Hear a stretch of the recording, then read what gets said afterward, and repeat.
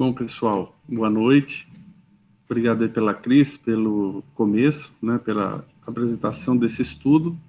Então, vamos considerar, né, que este é um estudo da Unilar e que hoje nós trataremos de um tema em especial retirado do livro Apostilas da Vida, uma mensagem de André Luiz que se chama No Grupo da Fraternidade. Nosso estudo do pensamento e vida ele é a cada 15 dias, e hoje eu estou, na verdade, substituindo o Douglas, que ele teve uma dificuldade familiar, então ele não pôde estar presente. E eu trouxe esse tema para vocês, espero que vocês gostem, é uma mensagem de André Luiz, psicografia de Francisco Cândido Xavier.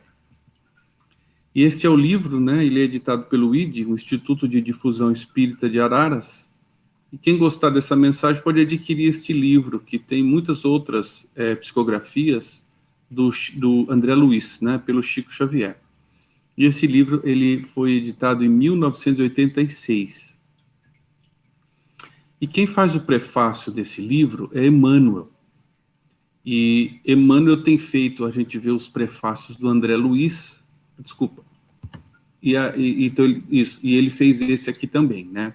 Então ele começa da seguinte forma: leitor amigo, logo se viu conscientizado de sua vida espiritual, André Luiz, nosso amigo das lides da evolução, em escrevendo para a Terra, foi procurado por toda uma pleiade de espíritos sequiosos de conhecimento superior, já que se encontravam em preparação para novo estágio na vida física. É para nós outros, os seus companheiros, sempre foi grande satisfação notar-lhe as preleções dedicadas aos candidatos à reencarnação. Muitos deles, hoje corporificados no mundo, entendendo-se que André Luiz, desde 1945, tanto quanto possível, se consagra aos diálogos com os amigos a caminho do renascimento. Então ele conta como que é a cena espiritual e a gente pode montar ela na nossa mente, né? André Luiz, desde que ele começou a série de psicografias de livros pelo Chico Xavier, já se apresentava um espírito com certo equilíbrio. E vários outros, lá no convívio espiritual deles, na colônia de Nosso Lar, quando vinham reencarnar na Terra, ouviam preleções, palestras, que André Luiz fazia, preparando, ajudando esses espíritos a se preparar para a reencarnação. E Emmanuel anotava, ou participava de alguma forma dessas palestras de André Luiz, e ele recolheu estas mensagens que constam neste livro. Cercado de aprendizes, falava ao ar livre dos parques ou dos campos, sempre nos fazendo relembrar os professores, quando se rodeiam de alunos ávidos de luz para a vida interior. Destas aulas por ele ministradas, taquigrafamos muitas das quais retiramos algumas para oferecer-te este livro pleno de atualidade para o nosso próprio caminho.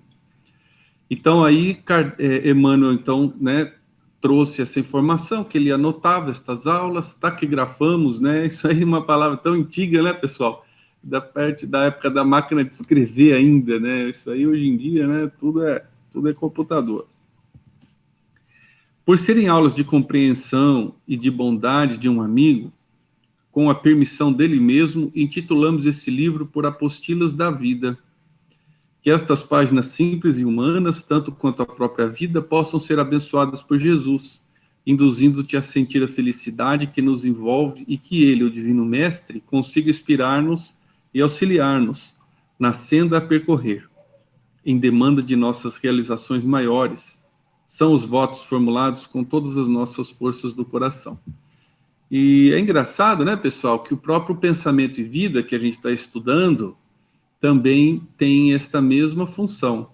Ele era uma apostila que tinha tradição oral no plano espiritual, né?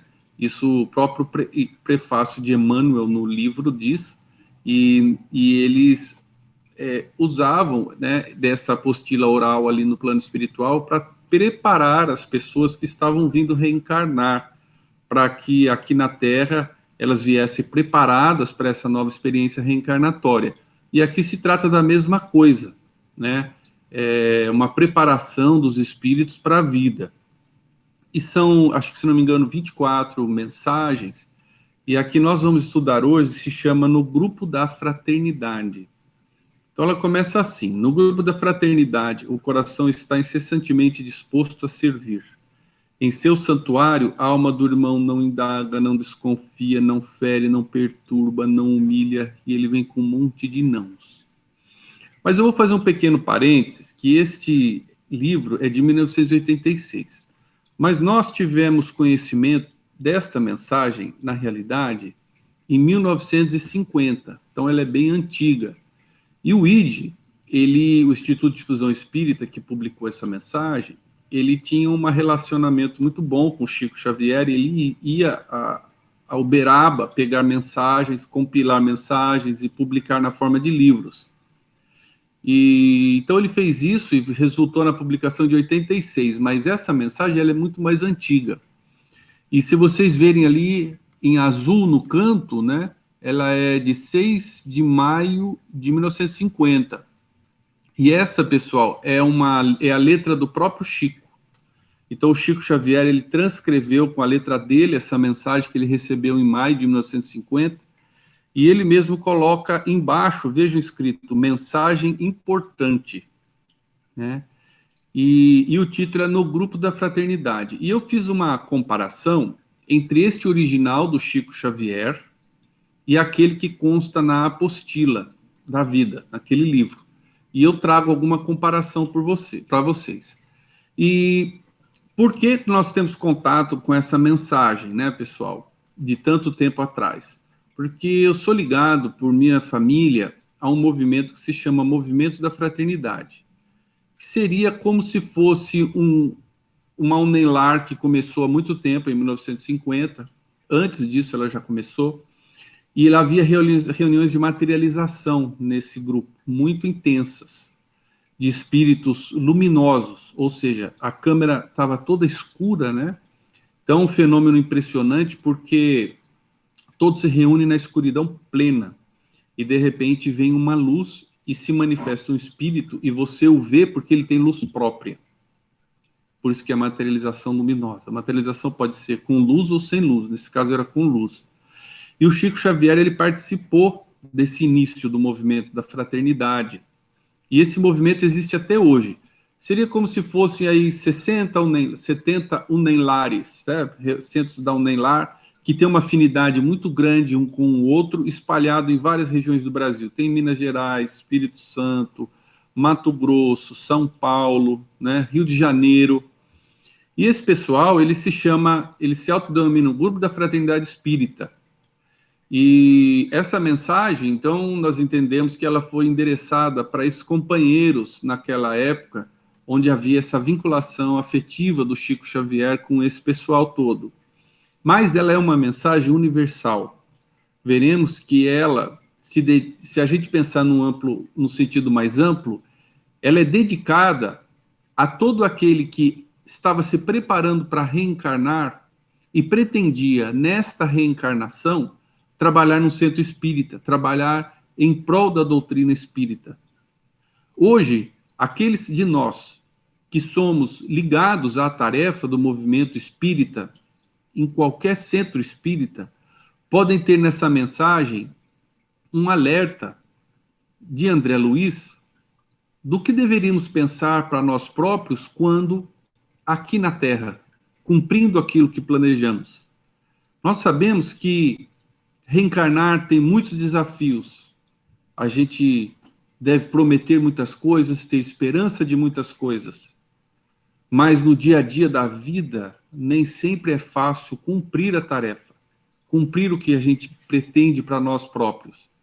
E André Luiz, nestas páginas, nos alerta coisas importantes para que a gente venha a cumprir a nossa programa de reencarnação de uma forma interessante, importante, dentro do centro espírita. Então eu retomo a lição agora em partes para a gente ir estudando juntos. No grupo de fraternidade, o coração está incessantemente disposto a servir. E aqui destaco, né, podemos dizer no centro espírita, ou em qualquer nome que se dá para o agrupamento de pessoas dentro do movimento espírita brasileiro. Então lá no centro espírita, em seu santuário, a alma do irmão, não indaga, não desconfia, não fere, não perturba, não humilha, não se afasta dos infelizes para que o programa do Cristo se cumpra nos mais necessitados. Veremos que a mensagem tem duas partes, uma parte bem longa, que são uma série de nãos, não, não, não, e no final uma série de sims, ou seja, de coisas boas. Então, psicologicamente, a gente começa a entender que talvez nós sejamos, para André Luiz, espíritos ainda muito iniciantes, muito no começo do processo. E quando nós falamos com uma criança, nós buscamos ser claros dessa forma, não é? Não faça isso, não faça aquilo. Uma comunicação muito direta e simples, ensinando para a criança aquilo que ela não deve fazer. Você não pode fazer isso, não é? Então, a impressão que temos é que, estando ainda mais próximos do início da nossa jornada evolutiva e ainda saindo de pouco daquela situação de erro em que nos encontrávamos, André Luiz listou de início uma série de coisas que não devemos, estão mais próximas da nossa tendência natural, e ele nos alerta, olha, não faça isso, não faça aquilo, não faça aquilo. E com isso a gente fica bastante claro como que deve ser a nossa conduta dentro da casa espírita. E na mensagem original existe uma frase que não consta aqui, que é: não se exonera do dever de ajudar a todos. Então não sei, essa mensagem, essa frase está lá, eu achei uma frase inclusive bem bonita, né? Seria: você não abandona o seu dever de ajudar a todos, né? Então, se a gente pensar, a coisa mais importante desta frase, para mim, é o servir. Então, no centro espírita, na nossa casa espírita, o que se espera de nós é o coração incessantemente disposto a servir. Servir seria o quê? Trabalhar em favor de alguém, da instituição, de uma ideia. Então, toda vez que nós nos afastamos do servir ao coletivo, ao centro espírita, nós nos afastamos do nosso dever dentro do centro espírita, do grupo de fraternidade. E dentre os nãos, ele começa com não indaga. Então, indagar é averiguar, pesquisar, investigar, perguntar, interrogar. E faz parte, né, pessoal, essa nossa indagação, essa nossa dúvida, do desenvolvimento da nossa intelecto, do nosso pensamento, das nossas capacidades de raciocínio. Então, por que será que André Luiz condenou isso? Condenou a indagação? É uma coisa para a gente pensar. O que eu imagino que seja, talvez, aqui ele quis dizer: não seja crítico. Coloque sua atenção no servir, na atividade que você tem dentro do centro espírita, e não em avaliar se aquela atividade está da forma mais correta ou mais perfeita possível. Que a tarefa deve ser a nossa principal atenção, e não a crítica, a indagação, a investigação.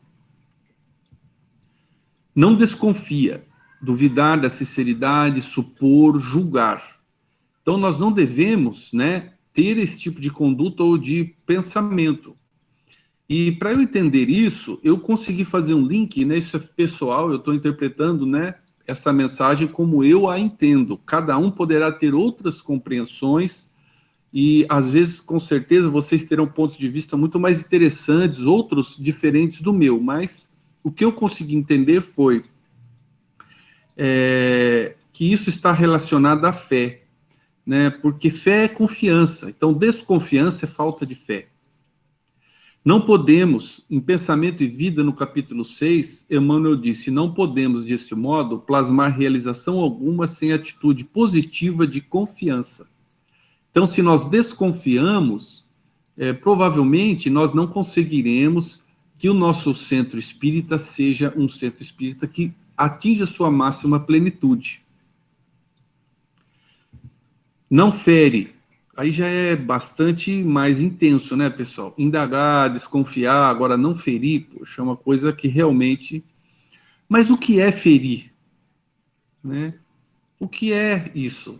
De repente, nós estamos ferindo o companheiro e não estamos percebendo. Né? Como que eu posso humilhar, ferir, perturbar? Porque essas três eu anexo como uma coisa só, né? Ferir, perturbar, humilhar. Seria, não seja um agente de coisas desagradáveis ou ruins dentro do centro espírita. E estas coisas ocorrem nas pessoas que permitem que o predomínio seja do interesse pessoal e não do trabalho e não no servir. Se o nosso interesse é no trabalho e no servir, que foi a coisa mais importante que ele colocou na primeira frase, com certeza nós não dedicaremos a ferir, perturbar ou humilhar, porque isso seria contra servir, né? E nós estudamos isso no domingo. Nós estamos no capítulo 12, né, do Livro dos Espíritos, terceira parte, que é o interesse pessoal, que nós vamos destacar aqui, né? Então, Kardec perguntou, a parte os defeitos e os vícios, sobre os quais ninguém se enganaria, qual é o indício mais característico da imperfeição? Então, nós comentamos na oportunidade a inteligência de Kardec e a compreensão moral que ele tinha. Por quê? Para mim, na minha ignorância, se a pessoa não tem defeito e nem vício, ela já tem a evolução completa. Né? Se alguém já não tem defeitos e vícios, o que lhe resta de imperfeição?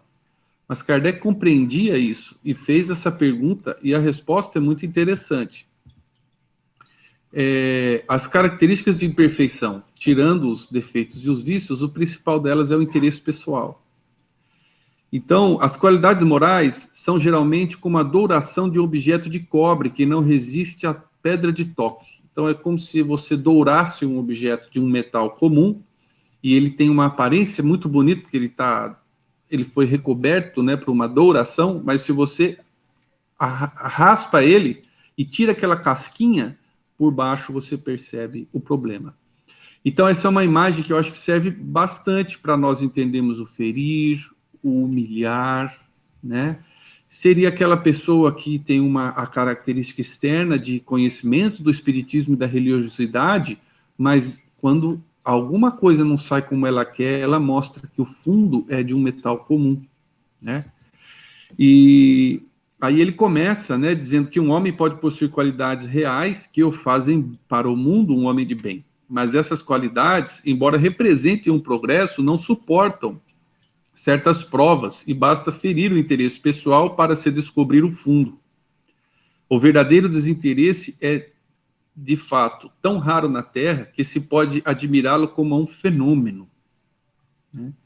E nós vemos que as pessoas que são os nossos modelos e guias espirituais na Terra, qualquer um que vier à mente de vocês, o próprio Chico Xavier aqui, autor dessas mensagens psicográficas, né? Tinha um verdadeiro desinteresse pessoal. Ele não fez nada para si próprio. E isso é tão impressionante que nos comove, né?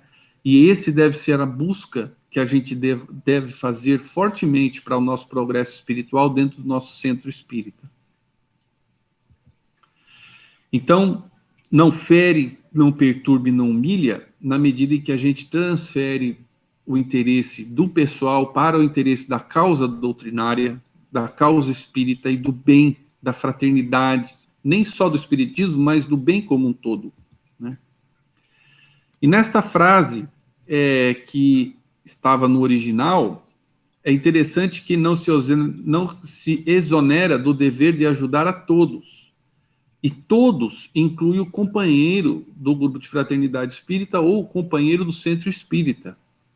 Porque a próxima frase, que é não se afasta dos infelizes para que o programa do Cristo se cumpra nos mais necessitados, por vezes nós temos uma compreensão um pouco limitada e achamos que o necessitado é aquele que está na rua pedindo esmola, aquele idoso que não tem como sustentar, está no asilo, a criança que não tem os pais, alguém doente no hospital.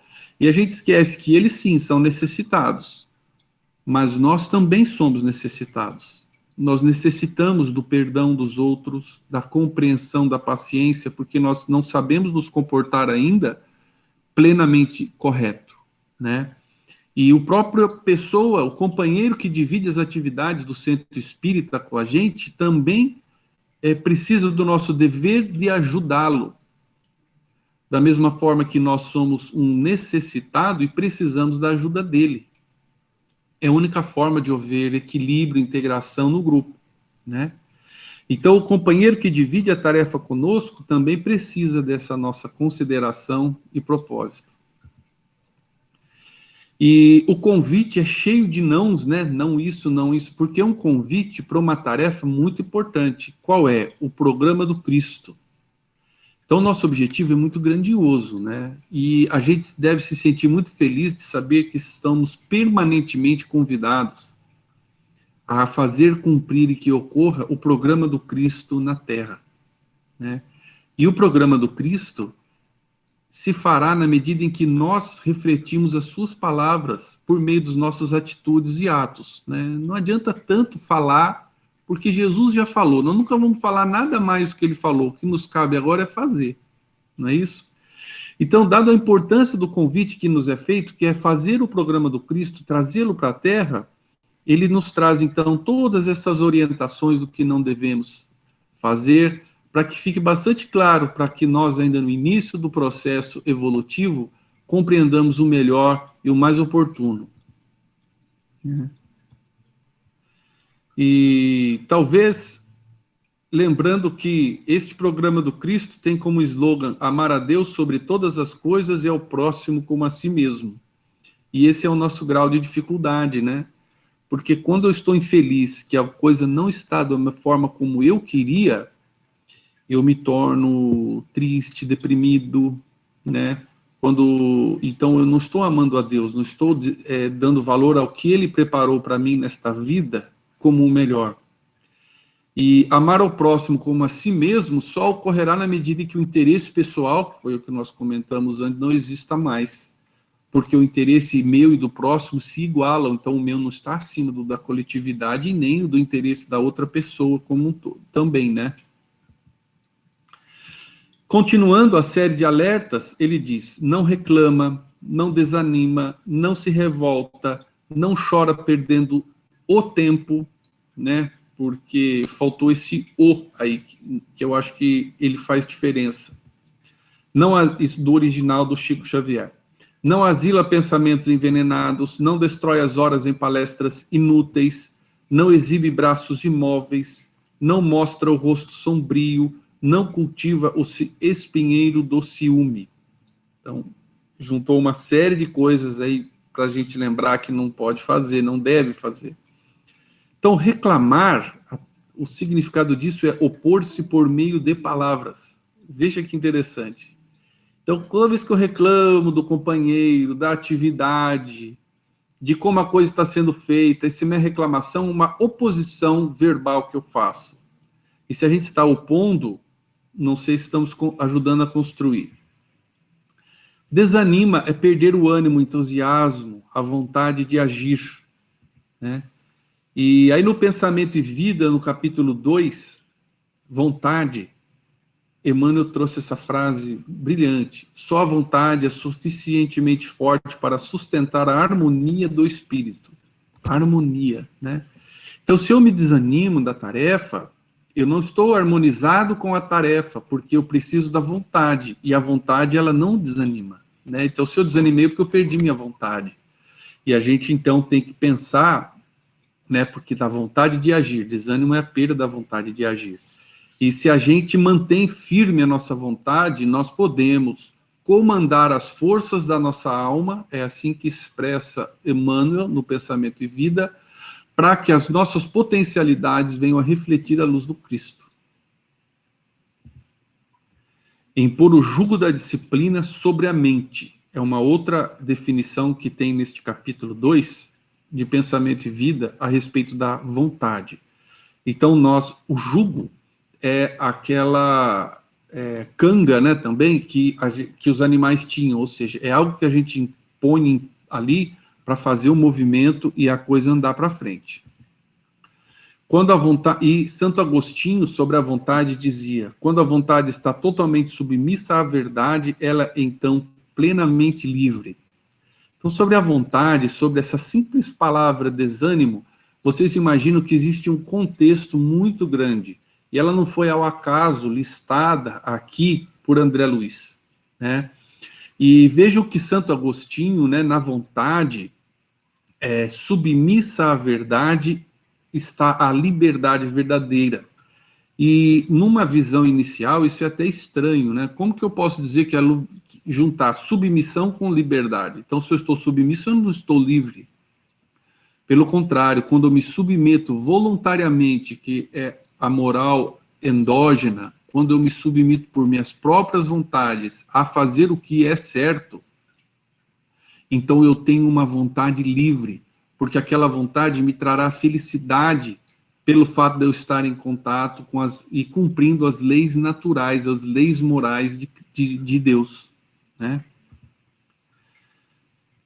Continuando, não chora perdendo o tempo, chora é ficar preso no mal, no erro, deixar de praticar o bem, o bom e o correto. Então, seria se dedicar mais ao passado, às coisas que já foram e não deram certo, do que ao momento atual, onde eu posso agir e transformar aquilo para uma possibilidade melhor no futuro.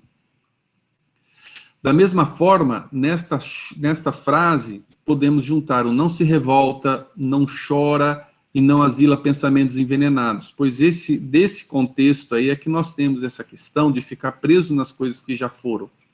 Então, sempre olhar o futuro, o hoje, que podemos, de alguma forma, transformar aquilo que não deu certo em aprendizado e numa nova tentativa no futuro, né? Isso também está ligado ao não ter desânimo e ter uma vontade firme. Pensamentos envenenados e palestras inúteis, né? Eu me lembrei do capítulo 1 de Pensamento e Vida, onde Emmanuel diz: respiramos no mundo das imagens que projetamos e recebemos. Então, a nossa mente, o nosso cérebro, ele tem um potencial, a mente do espírito, ele tem um potencial, pelo pensamento, de transformar o fluido cósmico universal. Então, o pensamento, ele é uma força eletromagnética, da mesma forma que a luz é uma força eletromagnética. Isso são palavras de Emmanuel. E o pensamento pode ser quantificado, e ele modifica o fluido cósmico universal. E ele emite e recebe na mesma faixa de sintonia. Então, se eu tenho o tempo perdido com pensamentos envenenados, falando mal das coisas, comentando comentários que não vão gerar um progresso real, revolta, eu emito aquilo e recebo de volta pensamentos semelhantes. Então, se eu pretendo estar em sintonia com os mentores espirituais da nossa casa, eu não posso ser um daqueles que minha tomada está ligada nas forças do mal, porque se eu fico pensando tudo isso que está listado ali, tendo esse tipo de atitude, na realidade eu estou mais ligado aos espíritos perturbados que querem atrapalhar o nosso serviço, os espíritos sofredores que querem atrapalhar o bem, do que os espíritos bons, porque se eu quero estar ligados aos bons espíritos e aurir força com eles para realizar as tarefas que me proponho no centro espírita, nada disso eu posso fazer. O pensamento é uma força que vai e volta, e eu tenho que me desconectar, então, do mal e me conectar no bem, né? Por esse pensamento, né, por essa força mental, estacionamos sob a fascinação dos elementos que provisoriamente nos escravizam. Então, quando eu tenho aqueles tipo de atitude, como palestras inúteis, pensamentos envenenados, revolta, e através dela incorporamos o influxo renovador dos poderes que nos conduzem à purificação e ao progresso. Então, pela mesma força do pensamento, pela mesma força mental, eu posso me ligar ao bem e criar em mim uma renovação. E esses três últimos, né, braços imóveis, rosto sombrio e ciúme, eu liguei eles ao capítulo do Pensamento e Vida, cooperação, né? Então, cooperação espontânea é o supremo ingrediente da ordem. Cooperação significa obediência construtiva aos impositivos da frente e socorro implícito às privações da retaguarda. Quem ajuda é ajudado, encontrando em silêncio a mais segura fórmula de ajuste aos processos da evolução. Tudo isso, pessoal, está em Emmanuel, Pensamento e Vida, capítulo 3. Vejam que eu lendo Pão Nosso, a gente viu que várias vezes lá, Emmanuel coloca a cooperação como uma lei natural. Ela não está nas leis que Kardec estabeleceu no Livro dos Espíritos, mas ele coloca lá como uma lei natural. E se eu quero viver esta lei de cooperação, eu não posso ter braços imóveis, rosto sombrio ou ciúme. Ciúme é manifestação aparente, incontestável do interesse pessoal, não do interesse coletivo, né? E se eu não coopero, eu não me engajo no grupo. E eu não uso daquelas energias para mim próprio, para que eu me renove. E eu não sou uma pessoa que colabora, né, que ajuda a coisa a ir para frente. E é interessante que Emmanuel coloca a cooperação como um ingrediente da ordem. Então, quando não há cooperação, não há ordem, não há organização, não há estabelecimento de tarefas, né, porque as coisas se rompem, cada um faz o que quer, né? É obediência construtiva aos impositivos da frente. Então, aqueles que nos orientam, que eu os obedeça, que eu siga a sua orientação e que eu tome socorro às privações da retaguarda. Então, se eu já estou numa posição um pouquinho melhor, quem está atrás de mim, o que eu posso fazer por eles, né? Porque quem ajuda é ajudado, é a questão do pensamento que vai e volta, esta força natural da reciprocidade da vida. E quando a gente estudou o pensamento e vida, né, nesse capítulo, eu trouxe essa imagem. Veja que bonito, né, pessoal? A cooperação é uma lei da natureza e ela está presente até nos animais mais simples. Então, vocês vejam que estas formigas fizeram aqui uma corrente, uma pilha de formigas, né, uma pirâmide, para que duas ali pudessem pegar o néctar, que depois provavelmente vai distribuir com as demais. Então, cooperar, a gente pode guardar, essa imagem fala por si, né? Guardar bem isso. Qual é o nosso papel? Nós temos que, às vezes, ser a base para que algumas pessoas se sobressaiam porque elas estão na frente. E a gente tem que ter a humildade de saber que somos apenas uma formiguinha aqui, né? E ele continua ainda mais alertas de atitudes que não cabe naquele que busca ser um cooperador ativo no centro espírita. Não cava abismo de discórdia, não dá pasto à vaidade, não se julga superior, não se adorna com as inutilidades do orgulho, não se avilta com a maledicência, não despreza o ensejo de auxiliar indistintamente, não se ensoberbece, não foge à paciência e à esperança para confiar-se às trevas da indisciplina e da perturbação. Então, aqui me chama a atenção inutilidade do orgulho. Veja, o orgulho é uma coisa inútil. Porque não adianta eu ter orgulho e me achar mais. Para Deus, todos os filhos são iguais. Eu não sou nem mais nem menos. Eu não sou menos, mas também não sou mais. A avilta é tornar-se indigno, perder a honra. Então, quando nós nos damos ao trabalho de falar mal do próximo, nós estamos nos aviltando. Novamente, no estudo de domingo passado do Livro dos Espíritos, havia esta pergunta na perfeição moral, se era válido conversar sobre os defeitos dos outros com objetivo de melhoria. E eles recriminaram isso. E que se você quiser avaliar o próximo, que avalie internamente para você mesmo, para ver o que ele faz de errado e você que não repita aquilo, né? Então, maledicência, comentar o que o outro faz, são atitudes que não vão ajudar o centro espírita de forma nenhuma. Ensoberbece é tornar-se vaidoso. Então, é aquela pessoa que não tem a cooperação, o sentimento de coletividade, mas sim do amor próprio, do interesse pessoal, porque ela acha que ela é mais importante. Da mesma forma que se sente superior. De forma alguma isso deve ser assim. É uma manifestação aqui de interesse pessoal. E não foge a paciência e a esperança, que estas são virtudes muito importantes que devemos saber cultivar em nós mesmos, né? Porque o companheiro da fraternidade em si mesmo é o perdão vivo e constante. E agora ele começa a falar os aspectos positivos, né? Qual é o lado bom, o que a gente tem que fazer aqui?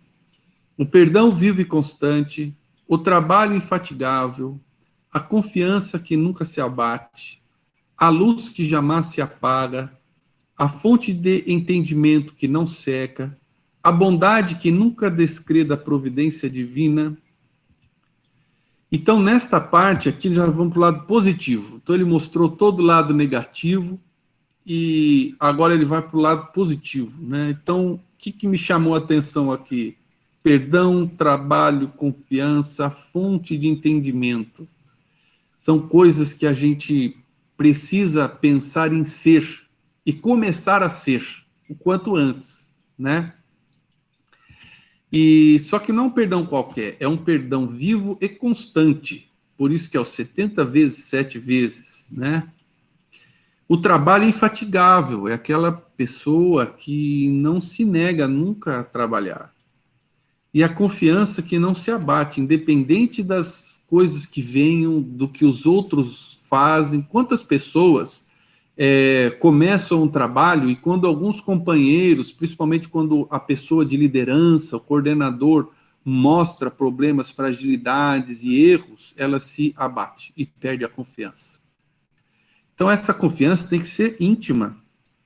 Não pode depender da atitude de outro. Né? Se Jesus dependesse da nossa compreensão para fazer o ministério dele, não teria dado em nada, porque nós não tínhamos capacidade de fazer nada para ajudá-lo. Então, a confiança em si própria, a confiança em Deus, a fé, são coisas importantes.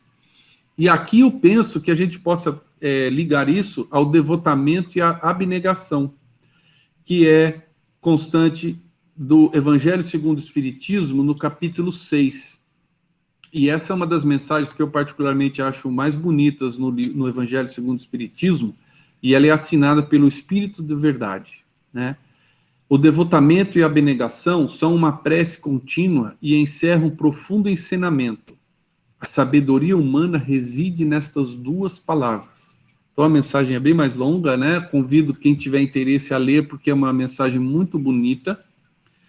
Mas veja que o Espírito da Verdade, que a gente acredita que possa ser o próprio Jesus, ele diz que toda sabedoria reside no devotamento e na abnegação.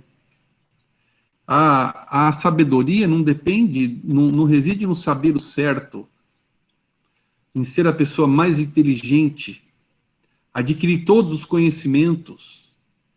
Ele não disse aqui, o Espírito de Verdade, que eu tenho que saber de cor todas as obras filosóficas. Ele disse que eu tenho que ter devotamento e abnegação. Então eu manifestarei a sabedoria. É bastante profundo, eu acho, isso aqui para nós, né? E a bondade que nunca descrê da providência divina, né? Então, descrer fé é crer. Então, descrer está ligada também a não ter fé. E a luz que jamais se apaga. Também no capítulo 5 de Pensamento e Vida de Emmanuel, o título desse capítulo é Educação. E ele começa o capítulo com a passagem de que consta do Evangelho de Mateus, que é: brilhe vossa luz. Foi uma recomendação de Jesus para nós. E lá, nesse capítulo, Emmanuel diz: o potencial de luz do nosso espírito deve fulgir ou brilhar em sua grandeza plena. Semelhante feito somente poderá ser atingido pela educação que nos propicia o justo burilamento. Então, para que sejamos a luz que jamais se apaga, trazendo esperança, conforto, né, perdão e trabalho, né, nós temos que nos educar. E aqui se trata da educação moral. Conhecer as coisas, estudar tudo, para que os sentimentos morais e a compreensão do certo e errado se torne cada vez mais lúcida em nossa mente.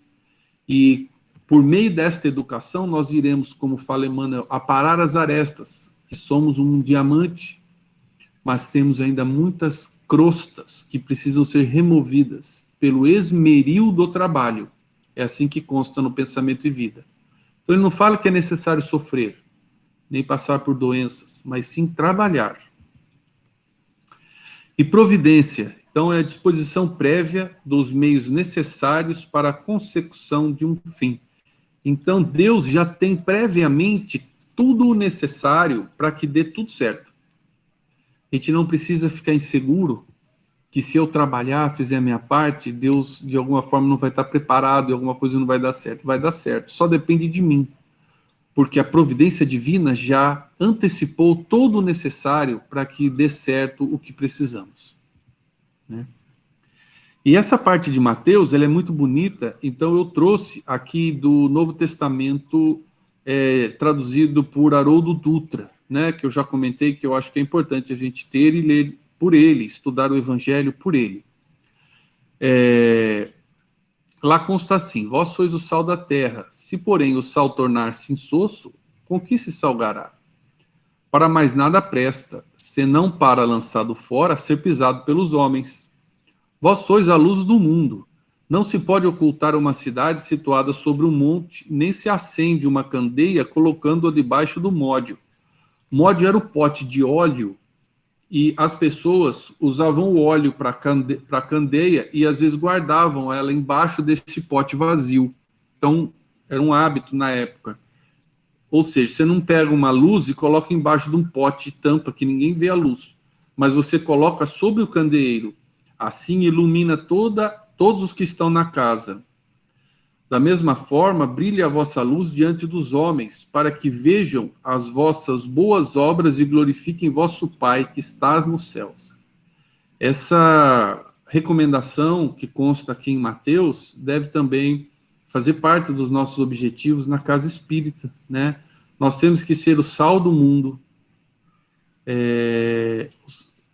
a luz do mundo e o sal da terra, desculpa, né?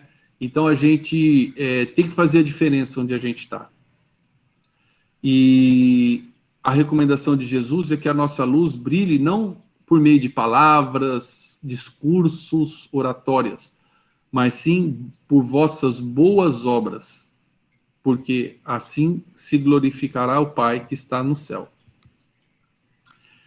E terminando ele vai: e é sobretudo o amor incessante e puro, fazendo a vida florir e frutificar em toda parte, em pensamentos, e sobretudo, desculpa, a pessoa dentro do centro espírita, ela deve ser, sobretudo, o amor incessante e puro, fazendo a vida florificar em toda parte, em pensamentos, em palavras e atitudes e atos de redenção com o Senhor. Veja que nós, já pensando, podemos fazer o bem ou o mal. Então, o ato de pensar não é livre de consequências. Então, a gente não pode imaginar assim, enquanto eu estou pensando bobagem, mas não estou fazendo. É melhor que fazer, com certeza, mas não pode também. A gente deve eliminar isso da nossa mente. Porque o que nós damos ao meio, nós recebemos de volta. Se damos pensamentos ruins, vamos nos ligar a maus espíritos que virão e nos abastecerão de pensamentos ruins também. Palavras, nem se fala, né? Por isso que você fala. Atitudes e atos de redenção com o Senhor, que, aceitando a manjedoura, nos ensinou a simplicidade na grandeza, e, imolando-se na cruz, exemplificou o supremo sacrifício pela felicidade de todos, até o fim da luta. Então, na mensagem original, consta assim: até o fim da permanência entre nós, tá? Não da luta. E aqui o amor, né? Eu gosto dessa frase aqui que está no Evangelho. Pelo amor que acima... desculpa, eu me confundi. Essa é uma frase também de Emmanuel, no Pensamento e Vida. Ele diz assim: o amor que, acima de tudo, é serviço aos semelhantes. A criatura se ilumina e amorfoseia por dentro, emitindo em favor dos outros o reflexo de sua própria grandeza. Suas próprias virtudes. Desculpa, a Cris me corrigiu aqui a leitura. Então, se eu quero ser o amor incessante e puro, o que é o amor? O amor não é uma atitude contemplativa, em que eu chego com uma voz doce e falo: eu amo você, você é o meu grande companheiro, e dou um abraço. O amor não é isso. O amor é também isso, mas ele é principalmente serviço. Você me ama, o que você faz por mim? Você tolera minhas imperfeições? Você está disposto a caminhar comigo quanto eu necessitar, até eu estar mais equilibrado? Eu estou disposto a dividir as tarefas da casa espírita com todos igualmente, para que todos saiamos de lá beneficiados. E é nessa atividade de serviço aos semelhantes que nos iluminamos e nos tornamos formosos por dentro. E aí a nossa mente será um reflexo que brilhará a luz. Então, brilhe vossa luz, passa pelo amor e pelo serviço. Por isso que Jesus falou que ela brilha em obras, né? E então era isso que eu tinha para trazer hoje. Ah, desculpa, pessoal, esqueci de comentar aqui ainda mais um pouquinho, né? Que isso a gente vai fazer em pensamentos, em palavras e atitudes. E por fim, vejam que bonito este final, né? Onde está escrito da seguinte forma: Jesus, né, o Senhor Jesus aqui, aceitando a manjedoura, nos ensinou a simplicidade na grandeza. Quantos de nós achamos que, para que a gente possa fazer a diferença, nós necessitamos de algo material, né? Então, a riqueza, nós também estudamos, por coincidência, isso na Perfeição Moral, sábado passado, né? Algumas pessoas acham que, para que elas façam bem, elas necessitam da riqueza. Então, elas falam, se eu ficar rico, ajudarei o próximo. E, na verdade, caridade não é nada disso, né? Caridade é perdão, é benevolência e amor. Caridade, entendida por Jesus, não é nada material. E eu até meditava sobre isso, e a gente lembra que Jesus não tinha nada material para dar para ninguém. O que Jesus dava? Ele dava de seu poder, né, quando ele fazia uma cura, e ele dava de seu conhecimento, quando ele trouxe suas parábolas, e ele dava sua atitude, seu exemplo de ser correto, de fazer o que era necessário, né? E Jesus optou por começar a vida dele numa manjedoura, que é um local onde se põe alimento para animais. Então ele nasceu lá nos animais, e tem muitos símbolos que podemos tirar disso, desde o respeito ao animal, desde retomarmos a nossa evolução do princípio inteligente lá nos animais, que é o primeiro andar da nossa casa mental, no mito da Arca de Noé, onde Noé guardava os animais para o dilúvio, né? Até o fato dele ter vindo extremamente pobre. E as grandes espíritos que transformaram a humanidade moralmente, todos eram pobres, na maior parte das vezes. Ou se eram ricos, eles abandonaram a riqueza para viver uma vida simples. Então, pessoal, nós não precisamos, para ser colaboradores da casa do grupo de fraternidade do Centro Espírita, de recursos financeiros, né? E imolando-se na cruz, ou seja, deixando-se morrer na cruz, ele exemplificou o sacrifício supremo pela felicidade de todos, até o fim, ou seja, até o final de sua permanência entre nós. Então ele cumpriu integralmente aquilo que ele falava. E a gente também, a Flávia deu uma palestra, falou de Sócrates, né? O Sócrates, ele vivia plenamente suas convicções e seus princípios, e quando ele foi condenado a tomar cicuta, ele tomou cicuta. É uma coisa que às vezes as pessoas perguntam, né? Na mocidade a gente estudou isso, a pessoa perguntou, ele não podia não ter tomado, isso não é uma forma de suicídio? É que, na realidade, a mensagem é que importa, né? Então, Jesus viveu até o final a consequência daquilo que ele se propunha e dizia que era verdade. E para nós, no Centro Espírita, não é necessário nada grandioso, nem ser mártir de nada, mesmo porque nós não temos capacidade de Jesus para ser, de Sócrates para ser mártir de nada. Mas, muitas vezes, a gente engolir pequenos sapos, pequenas contrariedades, né? Se eu começo uma atividade e alguém chega com toda a força e quer brilhar mais que eu e aparecer, e aquela ideia era minha e ninguém sabe, engolir isso. Engolir pela verdade, engolir pelo comprometimento nosso com a doutrina espírita, com o trabalho e não com o pessoal. Então, talvez nós podemos imaginar essa coisa grandiosa que Jesus fez e fazer um pouquinho dentro da capacidadezinha que a gente tem de vivência da humildade e de vivência plena daquilo que a gente acha que é certo, que a gente já encontra na doutrina espírita que nos ensina o que é certo, né? Então a gente consegue perceber que essa mensagem de André Luiz, ela é muito viva e ela é muito interessante e pode ser aproveitada por todos que estamos aqui encarnados hoje, no propósito de vivermos no movimento espírita.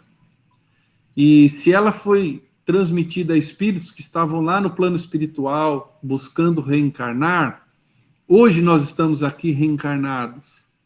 E hoje nós temos, pela mediunidade do Chico Xavier, a oportunidade de rever, de conhecer essa mensagem. Também nós, né? Não sei se nós estávamos, provavelmente a gente não estava lá entre esses espíritos que ouviram ele falar, mas hoje nós estamos conhecendo. Então é mais uma oportunidade que os espíritos bons nos trazem por essa doutrina espírita, pela mediunidade bem vivida, de rever nossos atos e de entender em maior profundidade o que é necessário para que a gente encontre o quanto antes a felicidade, que pode ser vivida hoje, pessoal, a depender de como nós reajamos àquilo que a vida e Deus nos oferecem. Então, era isso que eu tinha para trazer hoje. Espero que vocês tenham gostado dessa mensagem. E vamos ter um tempo agora para a gente conversar sobre ela.